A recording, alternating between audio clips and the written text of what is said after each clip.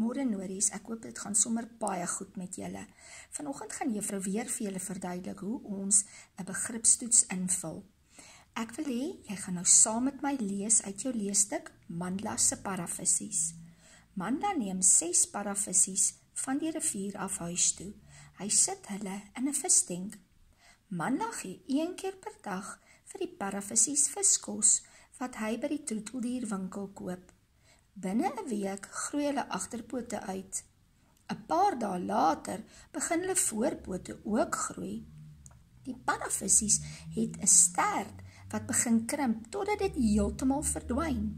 Kom kyk na my paravisies, hulle het klein paraatjies geword, roep Mandla uit. Nou gaan ons die vragies antwoord. Onthou, meeste van ons antwoordjies kry ons in die leesstukkie.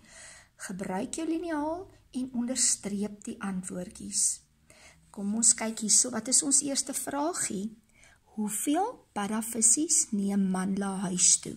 Hulle het klaar vir my met 'n hooflettertjie begin. Mandla, nou onderstreep ek. Mandla neem 6 paravisies van die rivier af huis toe. Ons tweede vragie, waarin sit hy hulle? Hulle het klaar vir my met 'n hooflettertjie begin. Hy sit hulle in 'n visstenk. Vragie 3. Wat gee hy vir hulle? Mandla gee 1 keer per dag vir die paravisies viskos. Dan kan jy dit daarso skryf.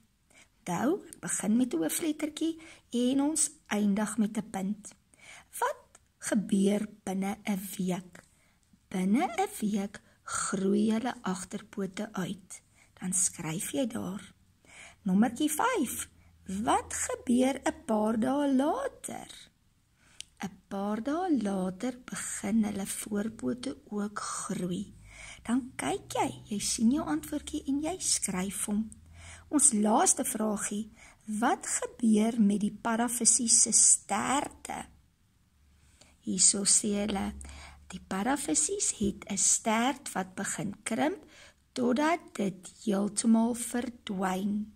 Dan kan jy daar skryf, dit verdwyn heeltemal.